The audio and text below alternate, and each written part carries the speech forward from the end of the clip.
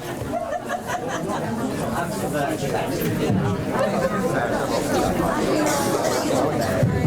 we go, Simon. You can, it's on a wire, but you can't. Hold on. Yeah. You okay? Yes, please. Right, hello everyone. Hello. Thanks, Christian. Firstly, a warm welcome to you all. Thank you all for coming. Really appreciate it. My name is Professor Simon Morris. I'm Director of Research for Art and Design. A few notices before we start. If there is a fire alarm, it is a real one. Please leave your possessions and go through that exit there. And the gathering point is near Cafe Nero. We can get a coffee. Okay. I want to tell you a bit about the Inside Out lecture series. That's what we're doing here today. The Inside Out lecture series at Leeds School of Arts, Leeds Beckett University, is an opportunity to present international, cutting-edge research and arts practice innovation to our research and teaching community. By sharing the recording online, we also open it up to a wider global audience. Our broad public programme invites speakers and leading thinkers whose breadth of work, practice, thought and collaboration we feel will inspire all our students and staff across the wide range of disciplines in the Leeds School of Arts. The invited speakers share their ideas and practice with staff and students from fine art, architecture, graphic design, sound, film, music, performance, dance and fashion. The talks offer a global perspective on thinking and making. The current programme is coordinated by Marion Harrison and Professor Sue Miller with support from Dave Turner. The 2023-24 programme includes, so coming up soon, so do come along to these please, Turner Prize 2023 nominee Ghislaine Lung, Gavin Butt, whose recent book No Machos or Pop Stars When the Leeds Art Experiment Went Punk maps the impact the art schools in Leeds in the late 70s and early 80s had on music, performance, collaboration and art education. Debora Singh, MBE, will give a talk and sitar performance, and broadcaster and academic Professor Lucy Durham will talk about the screening of her latest music documentary film. But today, we're thrilled that our headline artist for the 2023-24 season is Jen Bervin from the USA. We'd also like to thank Patrick Wildgust and the Lawrence Stern Trust for accommodating Jen as an artist in residence at Shanley Hall. Jen Bervin is a visual artist and poet whose interdisciplinary works weave together situated poetics and entangled relationships between text and textiles. Her research-driven works frequently result from long-term collaborations with specialists ranging from literary scholars to material scientists. With a current renewed interest in interdisciplinary collaborations, it is great to see an artist who is working across multiple disciplines. There is a new survey monograph publication, Jen Bervin Shift, Rotate, Reflect, selected works from 1997 to 2020. There's a copy here if you want to have a look at the back, and then you can order online. Don't take mine, please.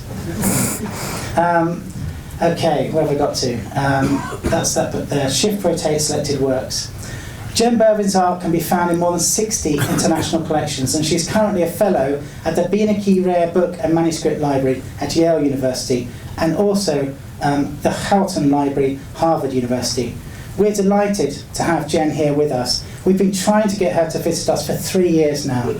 Firstly, a global pandemic got in the way, and her current trip was almost foiled by Storm Babette. With King's Cross closed, train lines flooded, and needed much rerouting of travel and changing of accommodation. Right now, I wouldn't even blink if a load of frogs started falling from the ceiling. So we are delighted to say she is finally here with us. Please join me in extending a very warm Yorkshire welcome to Jen Bervin. Thank you.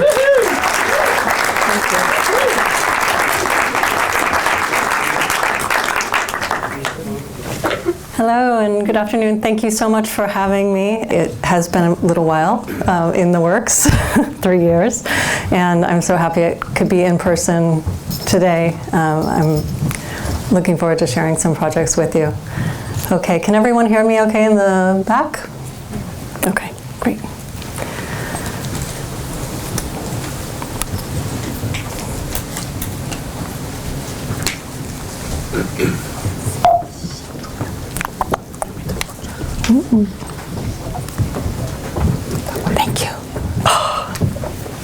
Again, Dave Turner.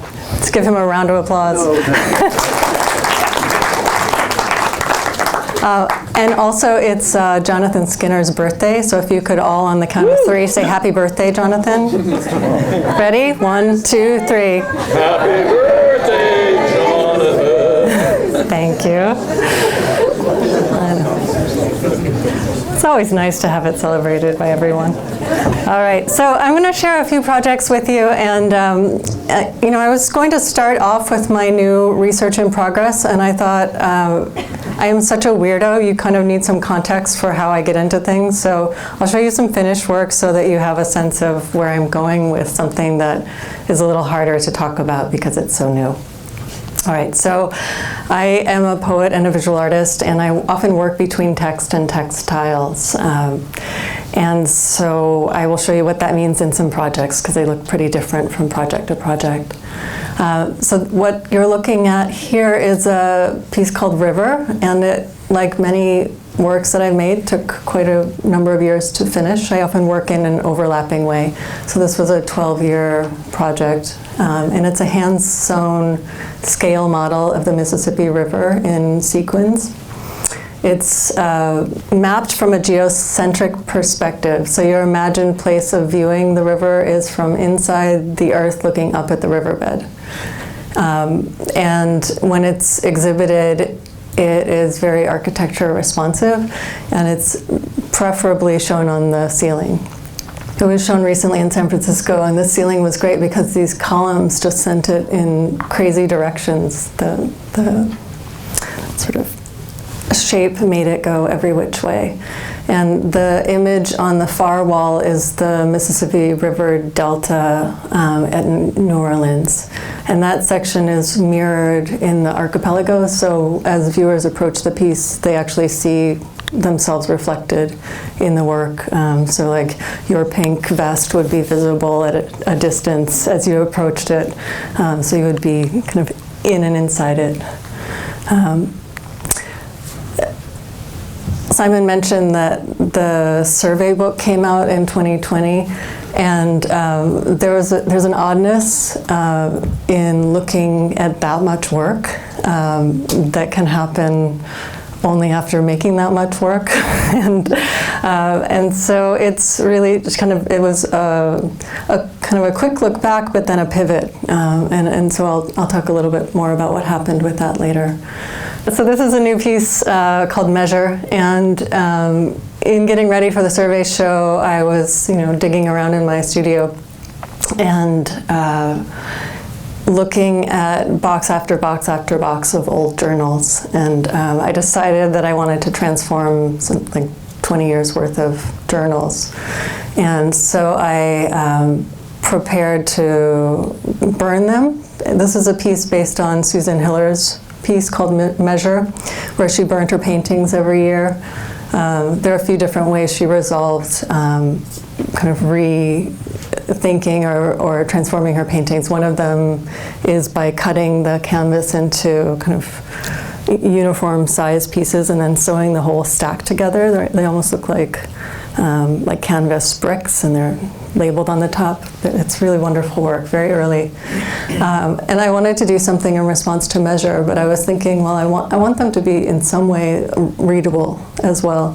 So I went through and year by year excerpted just a tiny bit of text from a swath of journals. So they're kind of hard to read from this picture, but they say things like measured in hands, a list of books from her bookshelf, cloud to cloud lightning.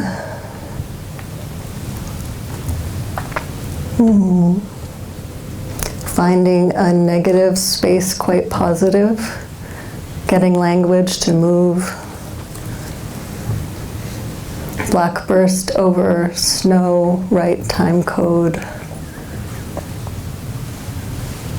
And the idea with these is that you can reshuffle the poem. And I should say that this was after a year spent in the glass department at RISD, so the tubes I was involved in making. And I work across medias, and glass is a particularly great one for someone who thinks in interdisciplinary ways.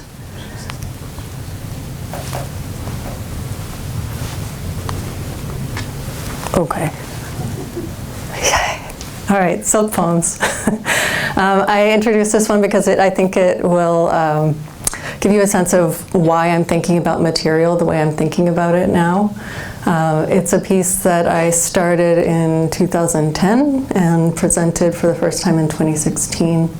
And it has a lot of different iterations and forms. This is Fiorenzo Amanetto, the material scientist I worked with in silk poems. I'll have him continue.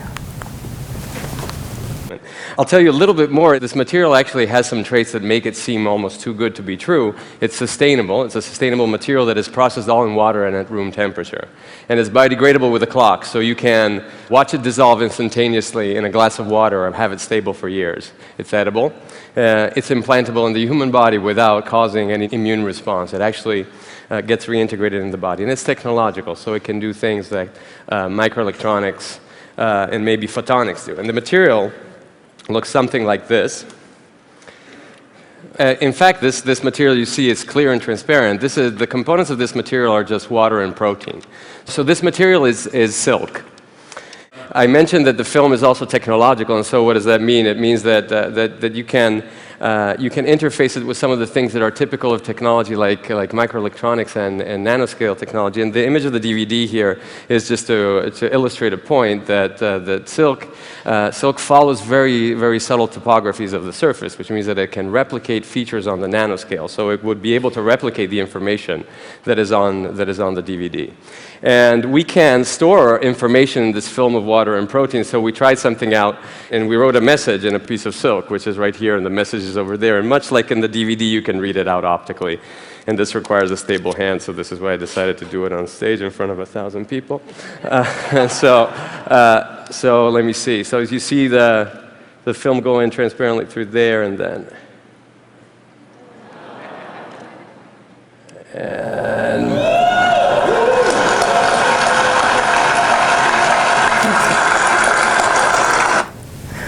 So I'm going to show you a short film made by Charlotte Lagarde about silk poems. It's the most concise way to do it, so it's a little bit under 9 minutes. So I'll play that now.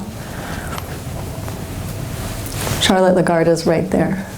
She is my wife, a beautiful filmmaker, and my collaborator on a couple of projects I'm sharing today. In 2010, the journalist Amanda Schaefer had recently written an article on new developments in silk technology, and she had approached me with an eye towards collaboration, knowing my work in text and textile. We visited the Tufts University Silk Lab to meet David Kaplan and Fio Amanetto. We're working with liquefied silk and working to reinvent it as a cutting-edge biomedical and technological material. I focused on one instance of Fio Amanetto's research, the silk biosensor, which is implanted under the skin. And the nano-pattern surface of the film allows it to work as an optical device, one that can be monitored visually through the skin. It can also be read as a projection with fiber optic light. Silk is universally biocompatible. That means that our bodies, anybody's body, will accept it on surfaces as sensitive as the human brain.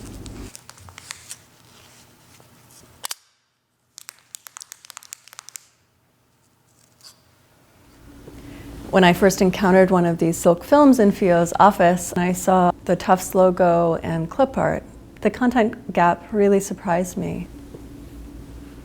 If you are living with a silk sensor implanted inside of you, knowing what is written, inscribed, or layered there could be quite meaningful, even transformative. I wanted to take the time to consider what might be written there and why, and to take this ancient textile material as subject and form in the silk poems.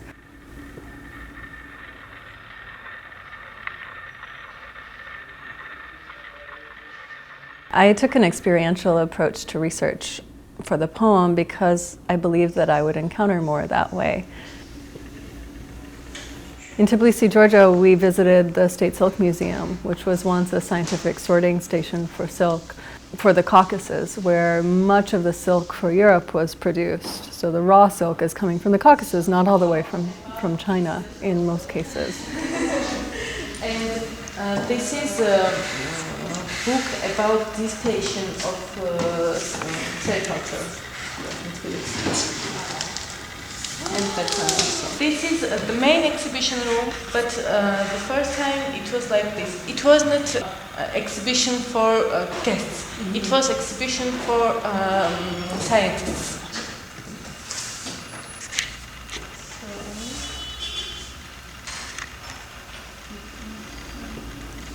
Everywhere I see images of the Silk Road, the trajectories are different. This one, I think, is probably my favorite one. It's from the National Silk Museum in China. It has no national delineation. It kind of returns all of these complicated boundaries into a different network. And I love this one because it's like Europe doesn't even exist in this map. And the European map, you have the whole landmass. It all seems to point to Rome and to Northern Europe. So the different orientations are so cultural. So it's been fun to see. You have to use this one, use this tool, and put it on your shoulder. In Changshan, China, we visited a silkworm cooperative started by young intellectuals who had come from Beijing and returned to their family's village to start an organic, sustainable sericulture cooperative. The silkworm is always eating, sleeping, and take off its skin. Take off one skin and become bigger and bigger, and so always eating, always sleeping, always like that. Yeah, and then wake up, going to eat again. We have to feed the leaves. Are there any silkworm songs? Silkworm what? Songs? Like Song? if they're sleeping all the time, do you No. Yeah, and the ship of the silkworm. Yeah. We dry it under sunshine and we give the ships to eat in winter. Really? Yeah, because in winter there's no grass. So this sheep is going to eat this ship. Okay. It's traditional in this kind of system. Yeah. And the shit of the sheep, Yep. we're going to fertilize into the trees. Wow. The tree leaves of the silkworm, and then fertilize the trees, and the leaves were going to be eaten by the silkworms again. So this is super. This is a traditional Chinese culture, Chinese agriculture. This is.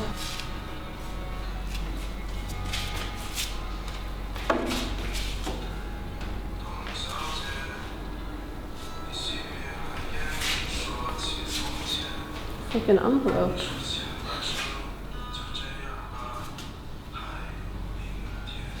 One thing that's been so interesting in learning about the silk trade is that it's not linear. It's not a one-way trajectory. It's not as though raw silk is all coming from China. It's coming from the Caucasus, from India, from Korea and Japan.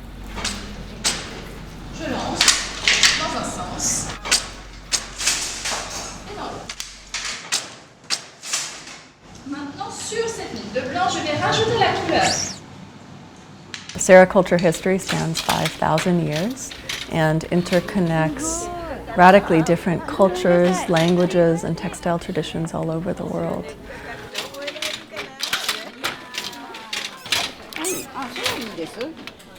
I consulted over 30 international nanotech and biomedical labs, textile archives, medical libraries, and sericulture sites in North America, Europe, the Middle East.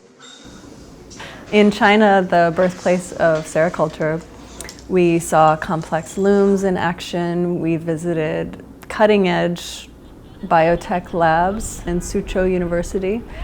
Dr. Xing gave us a tour of the extensive silk department there where they invented silk skin replacements. It's also a lab that is collaborating with David Kaplan at Tufts.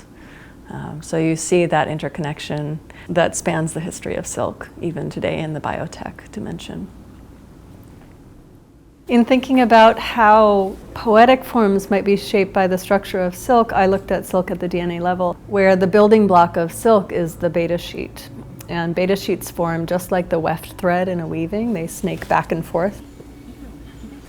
And when I visited the museums in Japan, I was so excited to find that that is exactly how the silkworm applies its filament in its cocoon.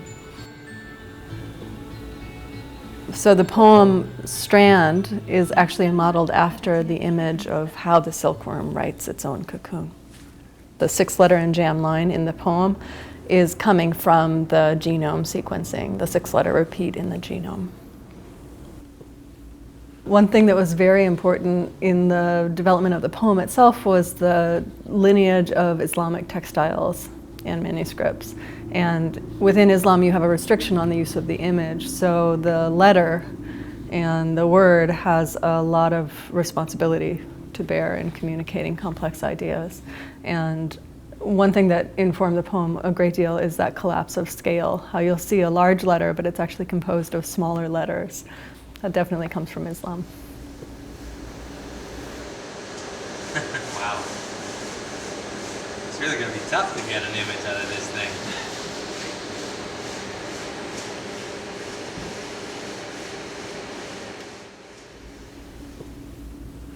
If you look through the microscope, you'll see gold letters suspended in what was once liquefied silk, dried into the form of a film. The poem is written from the perspective of the silkworm, and the addressee of the poem is the person with the silk sensor inside them. As a creature that lives no more than a month and a half, I thought it had a very valuable perspective, not only on the medium of the poem, silk, but also on mortality, which is one of the preoccupations of the poem.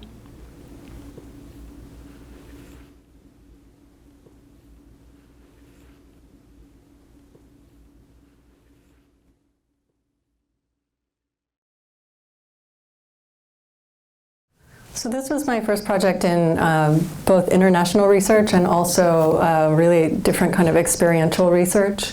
And I'm so thankful that by beautiful chance Charlotte and I had just met before then, and she's very insistent and wanted to come with me to do some of the research in Japan and China, because when you're in a situation like that where so many things are new, the science is new, the culture is new, you have 20 minutes in a lab with someone to ask questions and have a tour, having what I started to think of as a thick record is really meaningful, something that you can go back to and listen to again and look at again. I often find when I'm kind of at the cusp of understanding something that having that kind of layering is very important for being able to go back and then sort of to trace, for example, Alfio's scientific publications to certain things that he mentions in the article, so that I can kind of, in my slower way, catch up with what he's referring to. The outcome of silk poems is usually an installation with 3 components: the video that you just saw, looped, the silk poem through the microscope, and then a sort of an array of silk materials and the book, which I'll show you too. So that's a close-up of the film, and in the video, it's shown through a reverse microscope, so it looks like it's black, but it's actually clear with gold lettering, and you can just see a letter if you have really sharp eyesight. That's what I like to think of as the poem is sort of extruded into the silkworm filament shape. So I like to think of it like a silk poem sausage, where you just kind of take out all the spaces out of the poem and send it on through the tube. Okay. After the exhibition, a year later, the book came out, and I was resetting the poem for reading on the page.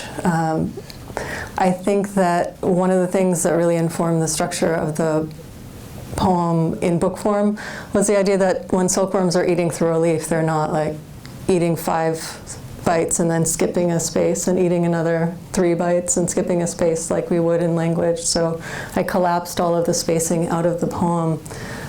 So you have essentially like an eating row on the silkworm leaf. And one of the things I was really interested in the poem was how the radical for silk moves through the Chinese language and where you find that word. So there's a long section that often gets into sort of expected and unexpected territory. And in the bottom right of the book, there's this little tiny squiggle image. That is the silk strand that's on the liquefied silk poem. And it's actually true to the reading. So if you were looking at the book in PDF and you zoomed all the way in, it would be accurate to where you turn the page. You'd be that far on the poem.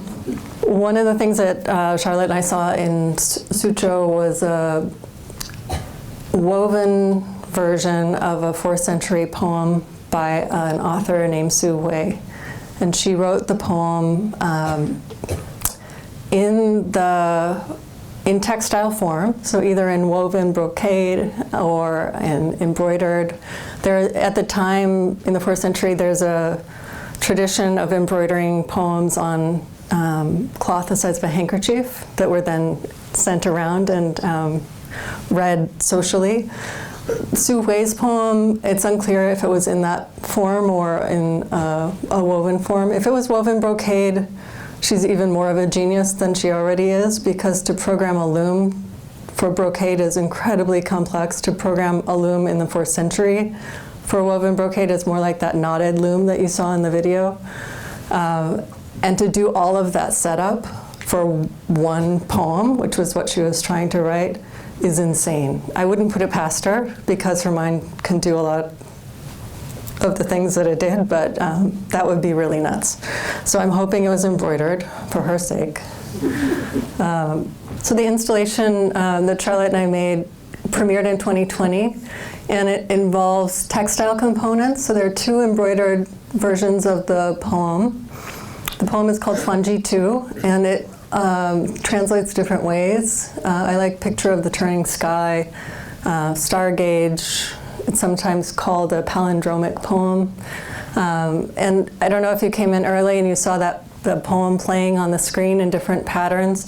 That is Su Wei's poem, and all of those patterns that you were seeing are ways in which you can read that poem. So it's it almost reads in textile patterns rather than reversible patterns, I'd say. In the installation, there's the textile side where you can see the embroiderer remaking the poem in double-sided silk embroidery technique, which means she's not using any knots when she puts the thread into the material. She's burying the beginning and the end of the thread within a character that she's embroidering and making it perfectly from both sides of the fabric. So the level of craft is insane to do what she did.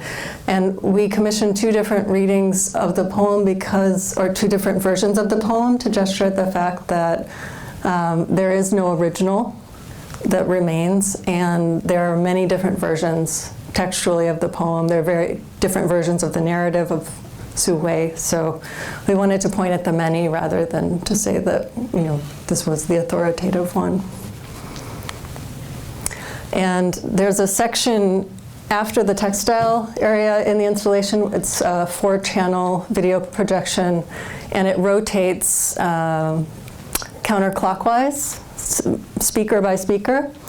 And we interviewed, I think it was 8 different women in Shanghai and around from different fields. So astrophysicist, algorithmic game theorist, literary scholars, artists, so on their perspective on Su Wei's poem. So we wanted it to be, we wanted to address the poem from the perspective of contemporary Chinese women, identified thinkers thinking through the poem from their field.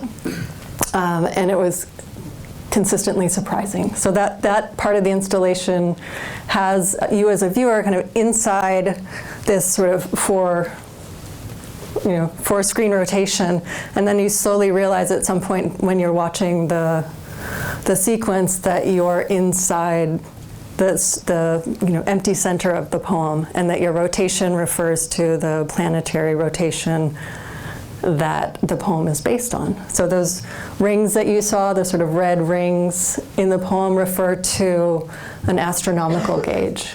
And the imagined center of that poem is the pole star. So you're looking at something, I know it's a lot to explain. You're looking at something that was once circular, bent out to be a grid, but it could actually, in the inner and outer rings, function in the same way as the armillary sphere, which was a very early way of mapping planetary movement. I should say that the poem was a one-to-one poem. It's a poem that Su Hui wrote for her husband and sent as a letter. And it involves a lot of encoded information. So there's like a level of encryption as well in this poem. And it's in the narrative, it says she understood that he was the only one who would be able to read the poem. So like, it's bonkers. I don't know any other poem like it. And I would love for it to have a lot more attention. So hopefully it'll get there. When researching the poem, we thought that we would get to the person who could really read it. You know, we kept saying like, oh, can you read the poem? Like, what's your favorite part? And all of these super, super brilliant women were like, it's kind of hard to read.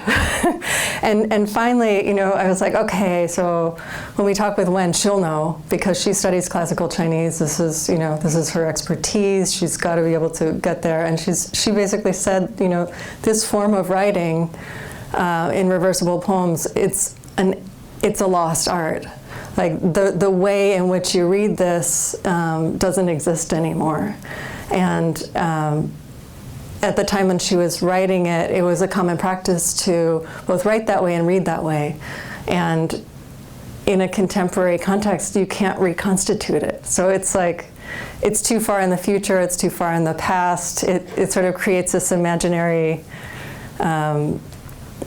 space of questioning, of wondering, and it became more interesting in a way to suspend knowing and keep asking than to be able to say, I know what it is. When we exhibit Su Hui, it's really nice to have this because it's hard to convey how you read that poem, and it's a quick way to actually see it playing in these sort of textile configurations.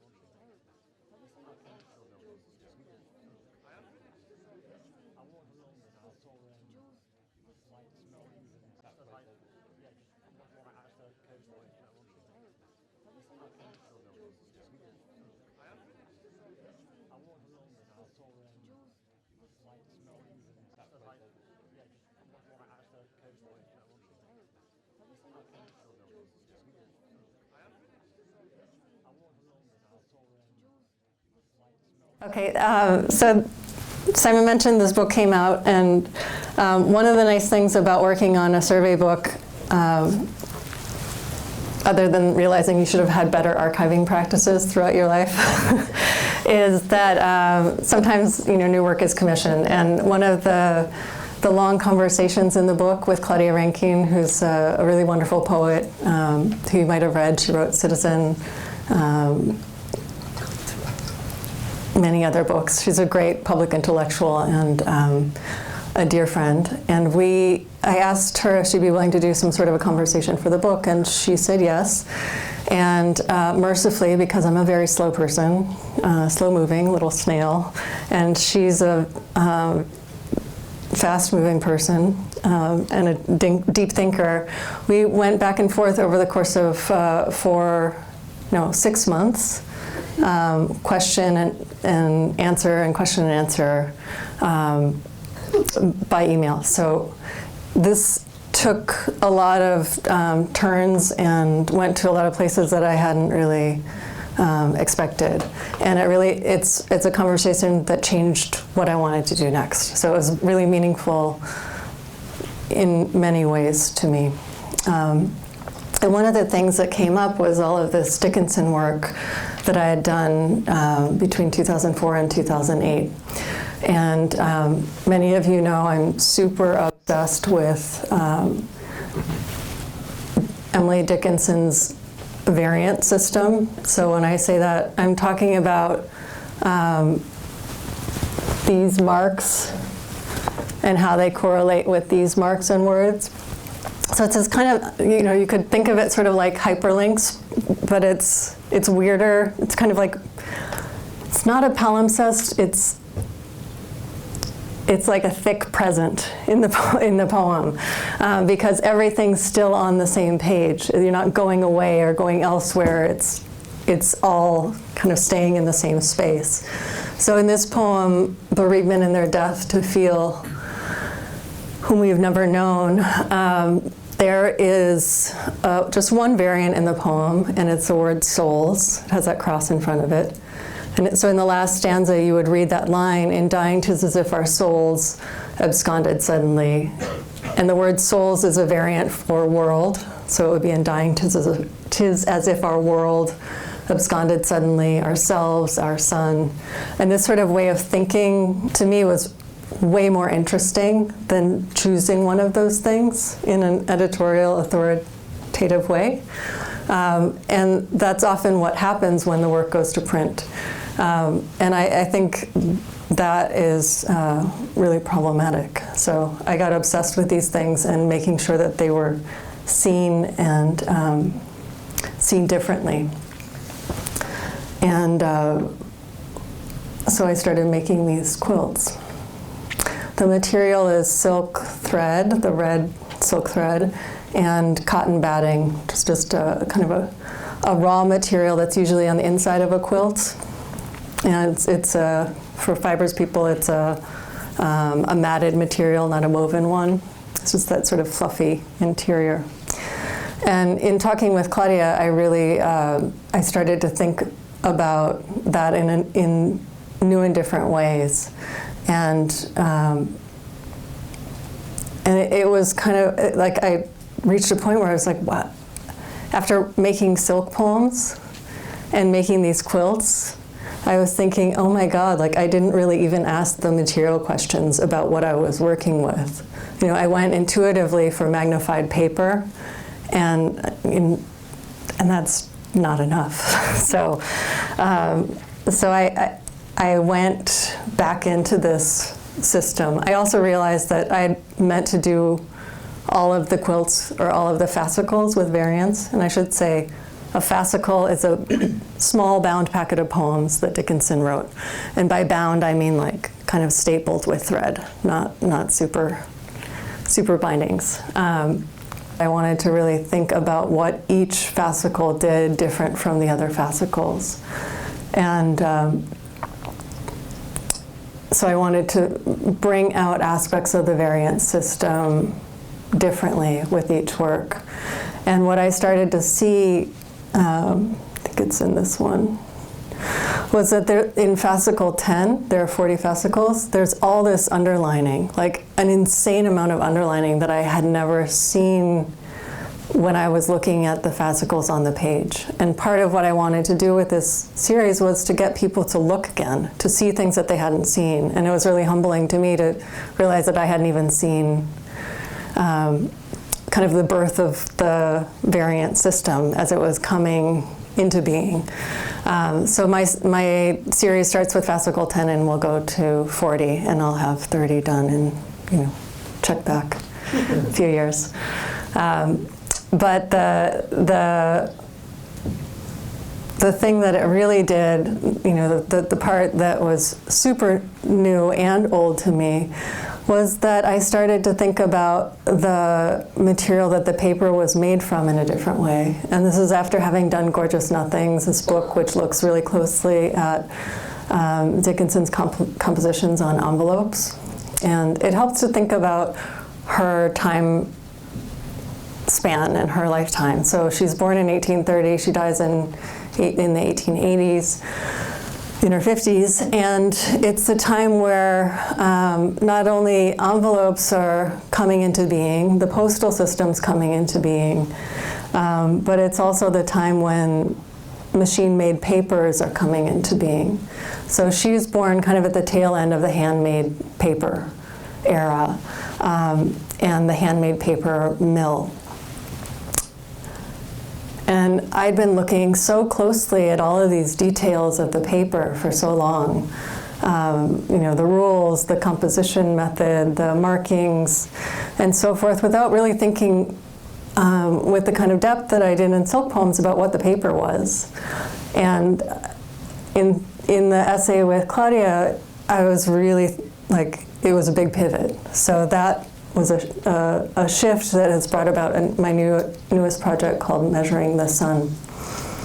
And it's looking at the material histories of Dickinson's paper to get at a lot of larger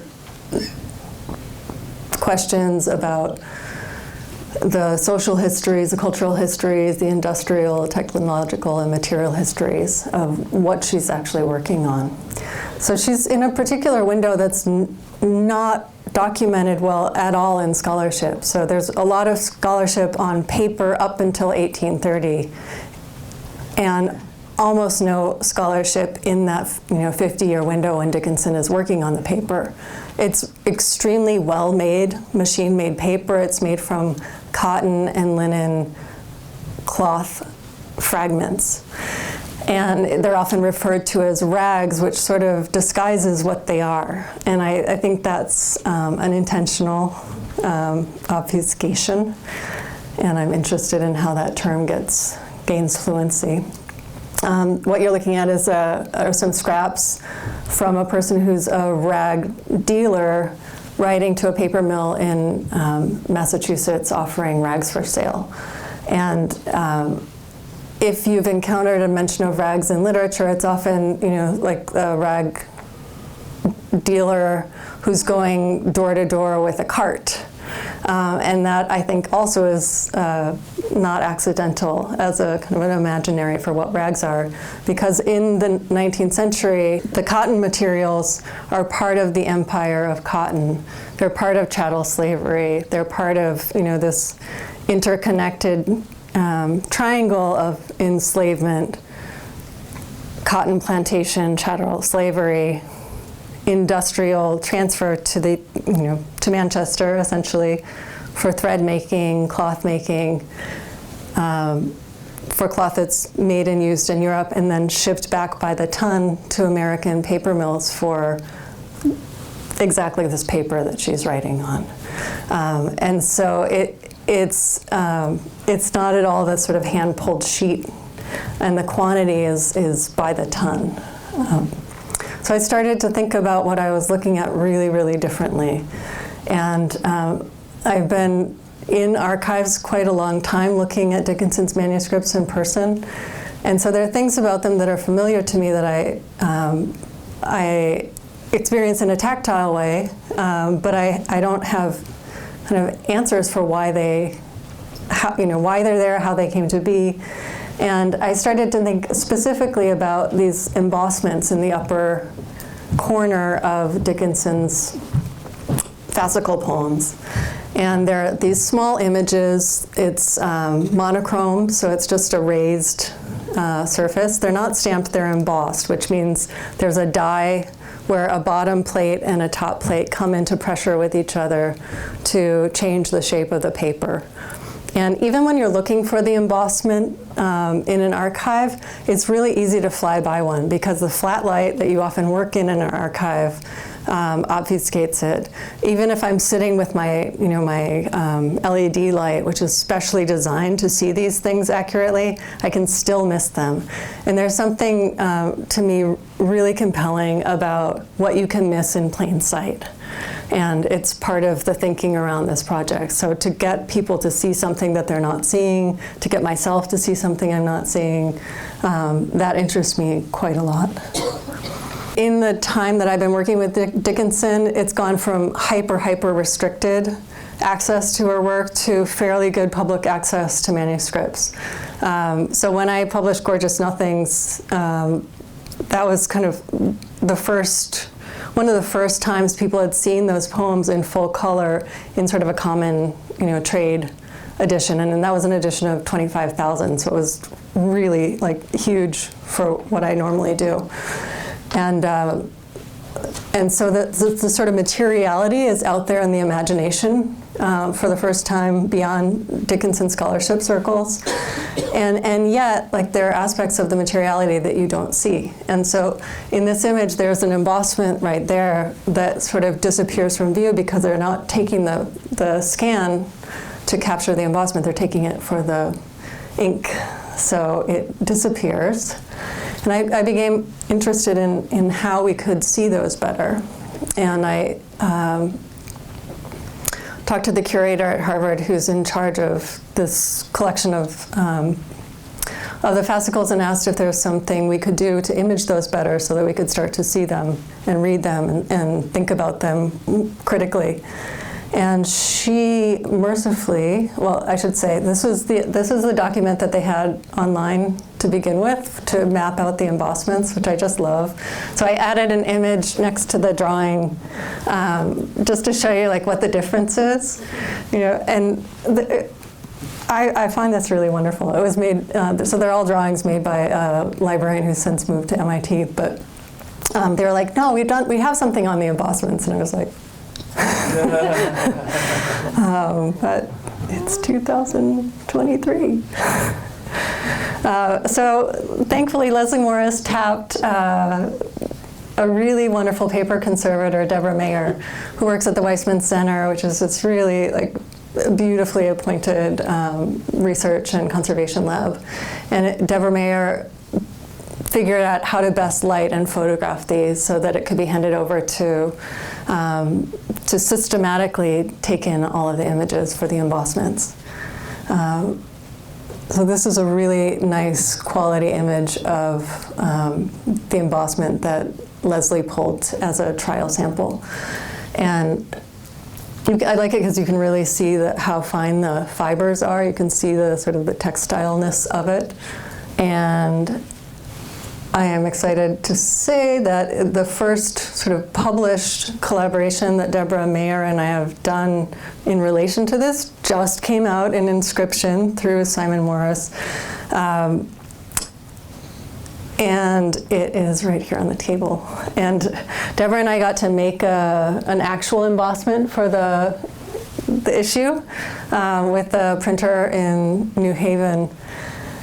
And so we got to actually see how they're made now, immaterially, and the sort of how and the why of things always really draws me in. I'm an experiential learner. I need to kind of touch things and see things and comprehend them in physicality. Just a word or two about what I'm doing now, and I have these long research fellowships, which I'm really grateful for. So I have 5 months at Yale, a month at Harvard, and hopefully some other things. I had a month at the American Antiquarian Society. All these places are places that offer fellowships for creative writers or artists to do research on their work. And I kind of love that place in a project where you have enough sense of where you're going with it, but you don't have any sense of where it's going. I like writing about things and proposing things to help me think in the direction. So I'm trying to figure out, a lot of things. I have a million questions about these embossments. One of them is how they're made, where they're made, and I've been able to get at a lot of that already. So Parsons Paper Mill in Holyoke is very close to where Dickinson lives. And it's, at the time she's making the fascicles, one of the largest machine-made writing paper mills in the US. And the other thing is that the Connecticut River is being dammed to create power for these mills. So Holyoke is a town on, it's about as far from here as York, maybe, to give you a sense of scale, so not far. And the Connecticut River is dammed to create power for a lot of new industry. And this is a little an inset from those people standing at the top of the falls. And I just wanted to take a moment to read into what you're seeing, because you have, in a lot of the mill photos, you have someone gesturing like that. And so the person who's gesturing, this man with the top hat, actually has a story in his top hat. So the top hats of that era, 1850s, are made with beaver fur. And the beavers are essentially monetized in the US and are massacred. And it affects, it makes a lot of hats, but it also affects the water landscape of that area in profound ways. Like one beaver can radically change a landscape. And so that's the sort of like hydration environment of the entire Northeast is utterly transformed by this massacre of beavers. And the damming also prevents the salmon from going upstream. And why is that important? It's important because in the conversation between colonizing and indigenous culture, the rivers are everything. So the Canoe River and the Housatonic are really important meeting and gathering sites. They're hunting and fishing sites. There's a lot of farming along river valleys. That's essential. Women are in charge of farming in most Native communities. In relation to where Dickinson is, she lives in Amherst. Those little red dots on the map are the main mills where writing paper is being made. So it's not far. It's not far from where she's using the paper. And it's not far from the mills where the women are putting the embossments on. So, I say this with a lot of certainty, but I can't tell you how much digging it's gotten to be able to say, like, here's an image of someone. So this is an image from a letter at Crane's, and I love it because it's barely on the page. So each of these folios, or sort of, just a small folded page, would have been hand-fed by the woman who was embossing them. So everything was touched, everything was embossed in its smallest unit. And it's also relevant to me because women's labor in the mills was more than 50% in most cases. The place I found this image was in Catherine Baker's book, and I think it's really excellent because it kind of brings into conversation what I'm trying to get at.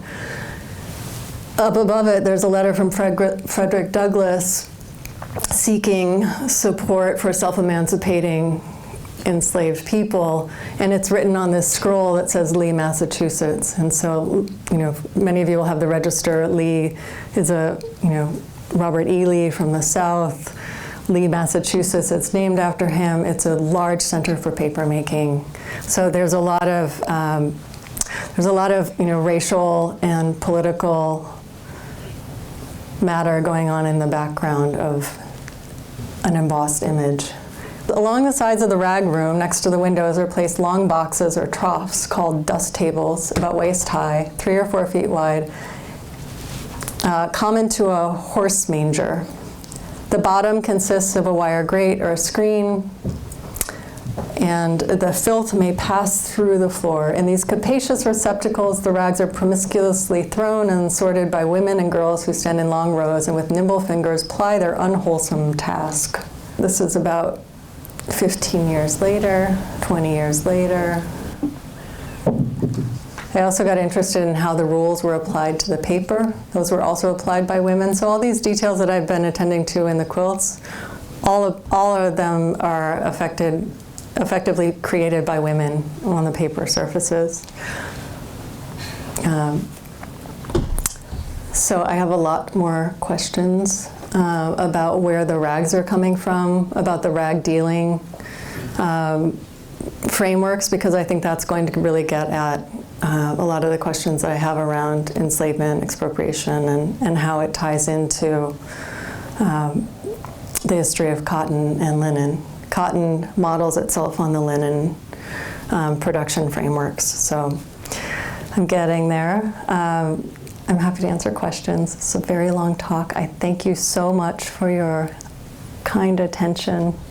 And questions are really great at this time, either now or afterwards, because I'm still trying to, well, I'm never not trying to ask more questions, but I'm especially trying to ask questions right now because I'm in a place where I can access a lot of materials to start to answer them.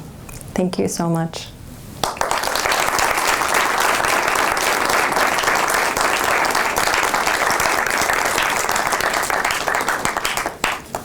It seems as though there's a thread of absence throughout your work, and I just wondered if that is the case. Could you expand on that, please?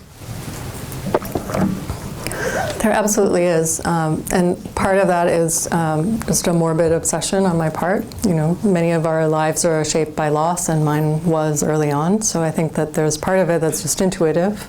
It's something that I feel towards, I guess you could say, but it's also something I think towards. I always think about,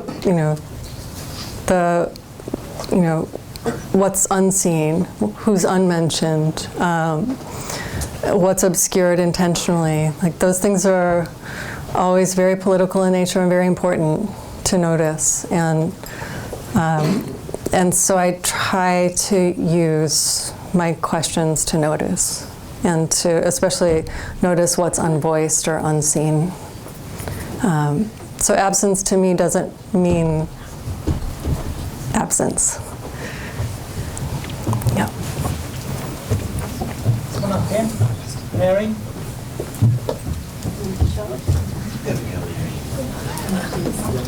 Thank you very much. I don't know if I've formulated the question in my head yet, but I'm thinking about the women who, I'm very interested in I love your work, and I'm very interested in the latest work, the work that you're looking at the material and the relation of the material to its cultural, but also economic, financial histories. So I'm thinking there's an issue of class there as well, alongside the, because we have women of certain kind, and I'm thinking about that also in relation to the textiles in Manchester and the Industrial Revolution and the history that we have in the north of England. And if that's coming, because we have all of these roots, right? So I'm just wondering where that is. Who are these people who are manipulating it? And Emily Dickinson, that's the Emilus, right? Yeah. Well, that's like the $1,000,000 question, right? So, Dickinson's writing with this incredibly privileged material. Like, her papers are very fine in terms of expense and in terms of quality. And so she has, a fair amount of wealth through her family, who is very directly involved in expropriation of Native people in that area. So it doesn't, it's not magic to draw those connections. They've already been made in the Oxford book on Dickinson by Lisa Brooks, whose map I pointed to. And then the women who are working in the paper mills,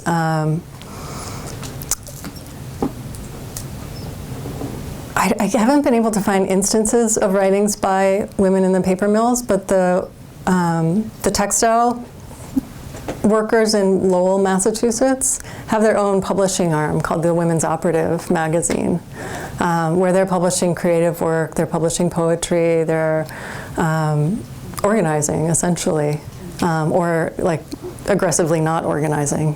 So there are sort of two divided histories in that. But then, you know, and I feel like this is the most important to talk about, there's enslaved labor. There are women and men who are working in plantations under horrific conditions to essentially create wealth for other people at gruesome cost. So, you know, you can talk about Dickinson's class, you can talk about mill women's class, but I think you really have to talk about enslavement if you're going to get into the, you know, the array of what that paper means. So that's important to me to get there. Also, if you can think about like what paper means, you know, if you're self-emancipated, whether you have papers, you know, like there's just a devastating document at the New York Public Library of a man who was recently emancipated by a slave owner trying to buy back his daughter on paper. And what does paper mean there? You know, like it's a very weird time for paper, and I'm interested in how horrific that is if you really look at it. And yet these embossments are beautiful to see. They're often images of empire, which is really complicated. And so I'm interested in the beauty and the horror of it, of being able to see it all. And not to say that Dickinson is doing that, but to say that in 2023 I'm doing it. So I'm not trying to make a retroactive argument, though I'm interested in instances where it comes up. But I want to look, and I want other people to think through it with me, if possible. Thanks for your question. Thanks, Jen. As always, fascinated and inspired by your work. I wonder if you could say a little bit about publishing. I'm thinking of that famous Yeats poem, The Circus Animal's Desertion, you know, where he aspires to lie down in the rag and bone shop of the heart. And scholar Jerome McGann, the Black Writer, has a great reading of that where he points out that, you know, Yeats is pointing to the publishing context of his work, where he insisted even at that time in working with small presses.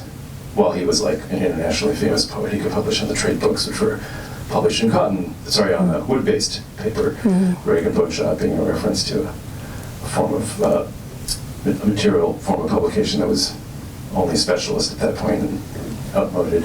So I was just wondering about, in terms of your own work, you know, as an artist, you exhibit in galleries, but as a poet, you publish on an array of presses from the very small to the trade, and there are examples of all of those, many of those on the table. So just wanted to hear a little bit about, which I think publication for younger people often it signifies a monolith. It's some sort of thing that, you know, you become famous when you're published, and actually is anything but. Okay, so rag and bone, you probably all know this, but the bone part refers to sizing. So bones and hooves are used to create gelatin, which is the finished paper is dipped into. And the reason that's done is so that the ink won't like smush into the paper and bleed out. That's what allows ink to sit on the surface of the paper. So if you're working at a print shop, you want unsized paper because the ink will smush into the paper and stay perfectly because it's a different kind of ink. If you're handwriting, you need a different kind of sizing so that your ink does what it's supposed to. So the rag and bone refers to the paper and then the sizing on the paper, the surface. And paper is still sized, not necessarily with hooves, but with other materials. Publishing is like, that's a big question. So I'd say first for me, when I think about publishing, I think about audience and reading context. And in some things I really need to physically make. And things I physically need to make myself or in collaboration with other makers, I don't want to make 25,000 of them. I might want to make 50, and then I want to be on to the next thing. And sometimes I only want to make 1 or 2. And that has to do with, how you want to spend the next 6 months. It has to do with what you can afford to buy in terms of materials. It has to do with where that thing goes when you're done with it, and how do people get to read it. So I'm a kind of an odd one. I know I'm between fields, but a lot of my work goes into libraries. And I love libraries. I love librarians, I love research, and I love being able to sit down with a book by yourself and read the whole thing. For me, that's a pretty great thing, to go into a reading room and just have all day with your book. Or, I like that condition. But different books and different projects have different economies of scale. And there's a much broader audience you can reach when a book is subsidized and priced, in an affordable way and produced, in an edition of 25,000. And that's really meaningful to me too, because that book has different things to do than the survey book does. There are things that I need to make, like with the Dickinson composites, there's a 1-to-1 scale sample of the quilts. There's literally a remade excerpt at true scale. And it didn't come up, but I'm obsessed about scale. True scale, how scale plays out in the work. Tiny and large is really always on my mind. And publishing scale is also that. So whether it's affordable, whether people can find it, whether if I have work in a special collection, whether they support research, whether they bring people and will pay them to, be able to do the work that they want to do, whether they teach from it, whether they exhibit it. Libraries are amazing because they have a conservation stamp that can take care of things too. So it's sort of out of your studio, it's not going to get rained on. That's important to me as well. But most of the things I like to do, I like to have them go out, and so I don't make things that I'm going to sort of be sitting on. I'm really happy when space opens up. And so I think about that scale too in publishing. But I can't overstate how important it is to have agency in publishing. So the book you gave me this weekend that you published of your poems, there are not a lot of those poems, but you made it, you explicitly wrote in it, it's not for sale, it's only to be given. I love that. I love little books. I love reading 3 poems and loving those poems. That's the other thing, that was the right publication for 3 poems. That's not in the imaginary of the 96-page publication book. And so maybe the form you need for your work might not be the form that exists in different channels. And it's also not it's not controlled by other people, those channels. There's something really important in how things go out into the world and in what format and who gets to say what the form is or isn't. So. There are a real range of ways to do those things. And I think always having a sense of agency is great, and not necessarily it being one person, but, somebody who knows how to print, somebody knows how to bind, somebody is a really good communicator and can get those books out in the world. And then you share those responsibilities with each other, so. It makes sense. Also, you probably know the people who want to read your work. So why go through somebody else? If you know how to reach those people, etc. Anyway, I love publishing. I love thinking through books as objects, how they get held, how they get read. Thinking about whether they're bound or unbound. When Gorgeous Nothings was first made as an artist's book, I got to think through everything. I got to say exactly how I wanted things. And then when it went to trade with New Directions and Christine Bergen, it was all there. All they had to do was adapt it. And if I had gone to the publisher and said, I want to do it this way, And had it been a conversation, there's no way all of the things that happened in that book would have happened. And even there were things that happened in that book that I didn't really expect to carry over, like the visual indexes where I had 2 categories called arrows and pointless arrows. Like, they even did that, like, which made me so happy. But like, the artist book allows you to think through it on your own. So I think it's like, it's great. It's really like total freedom for me. And then when you edition things, you have to think about how to make it a little bit better, because you have to make a lot of it. So making the same stupid mistake over 50 times is less interesting. So, yeah. Thank you. Any more questions, please? Yes, one here, please.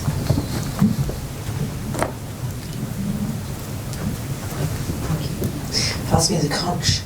I just wanted to add to Jonathan's question, really, just to ask you about the material in relation to the digital and how that's changed over the years you've been working, because you seem to have embraced anything you could use, but it is a really interesting relationship because all that stuff on the screen we can't touch. Yeah, so I just wanted to ask you about that. Yep. Well, I mean, I was a real early adopter of the website because for me, it was like coherence.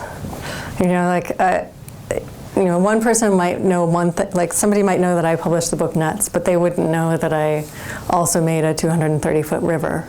And I could have a place where I could say, like, these are all the things that I'm really interested in and doing, and let them cohere and make their own shape, and not have to make an argument about I'm this kind of person or that kind of person, or, you know, here's what this has to do with this. Like, just, I made the work, like, it's there, you know, and to be able to keep going. I love that. For me, it was like, it's a certain amount of work to make a website, but for me, it was like total freedom because I had to conform less to what other people, how other people categorize or validate, and just think about what I was making, and like, it had a place to go. I also have a terrible memory, so I find it really useful. Like, I fact check a lot when I'm there, or use it to kind of mark spaces. But yeah, I find digital great for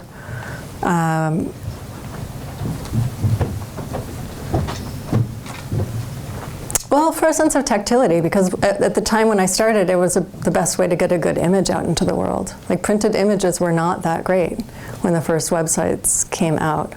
So to get like a really good print image, you had to have a super high quality book, and I wasn't going to have those for a while. So it was one way to, you know, you could make a collage and scan it, and voila, it's up, you know, done. It was also a way to edition things that I didn't want to edition. So one of the books that I did,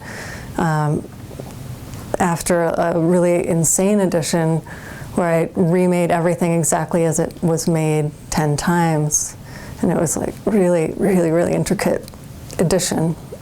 I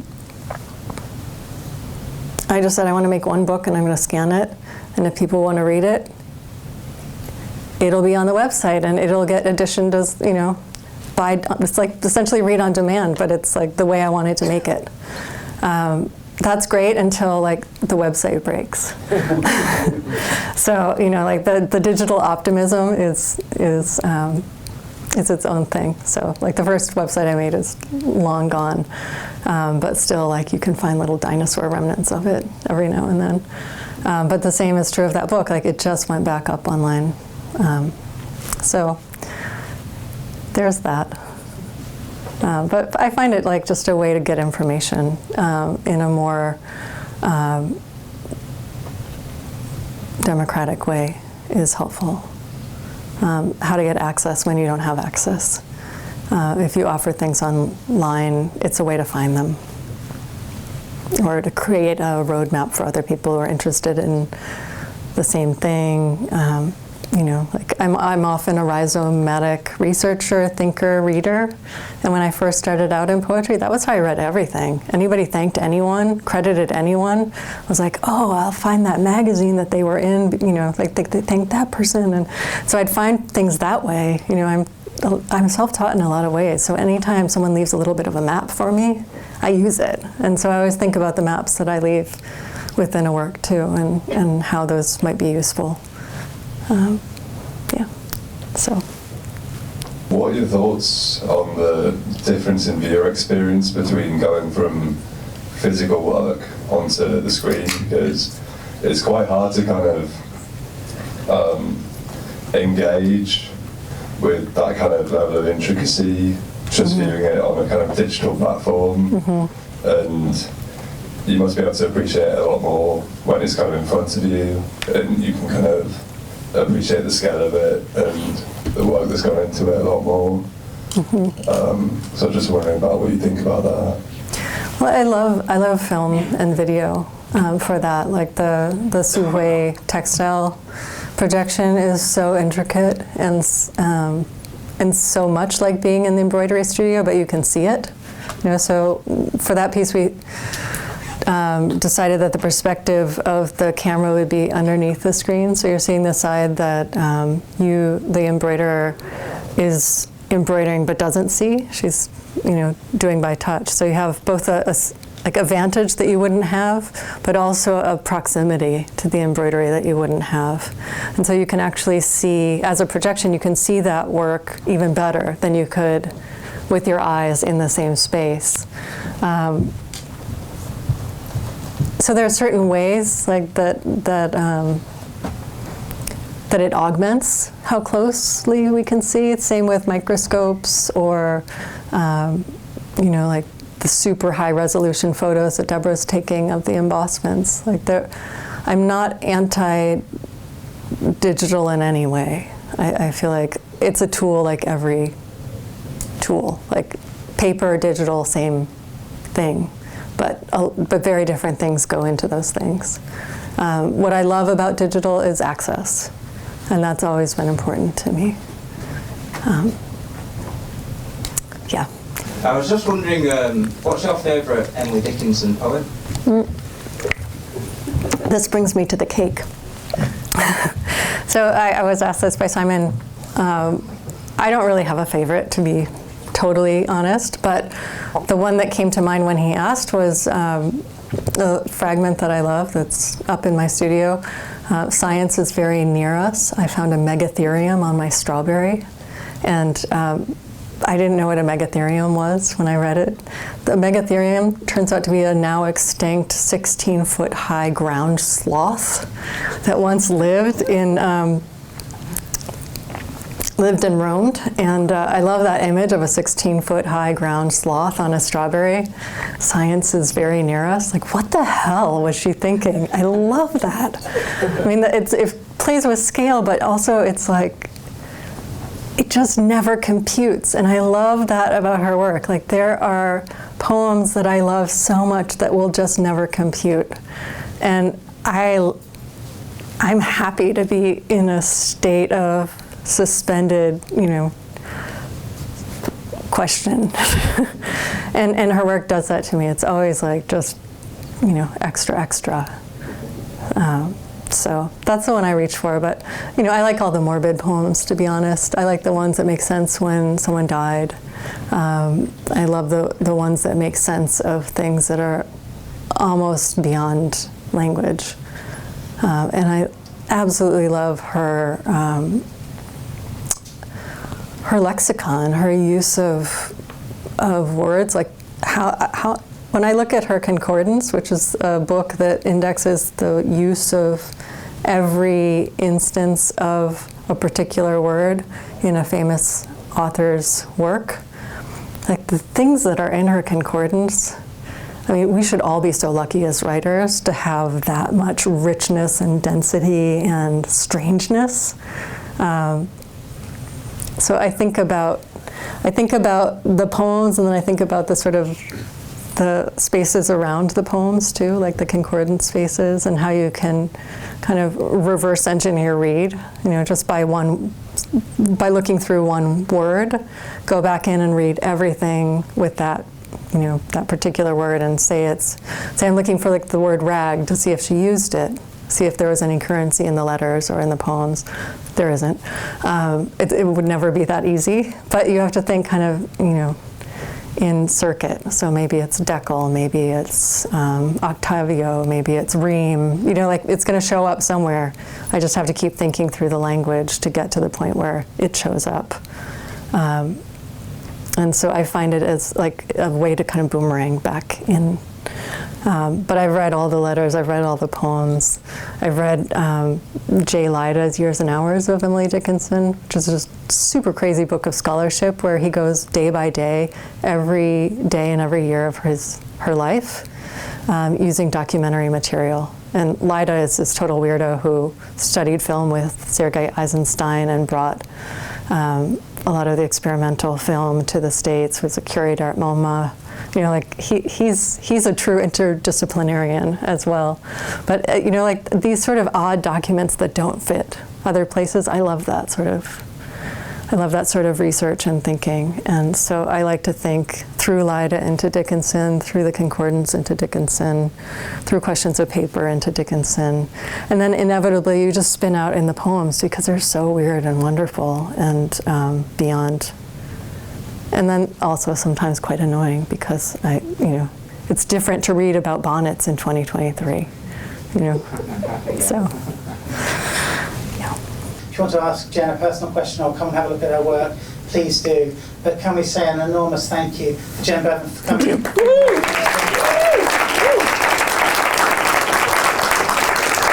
Thank you.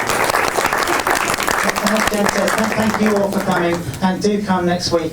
We've got Gavin Butt coming to talk about his book about the Leeds art schools and how they influence music. Thank you. All right. Thank you.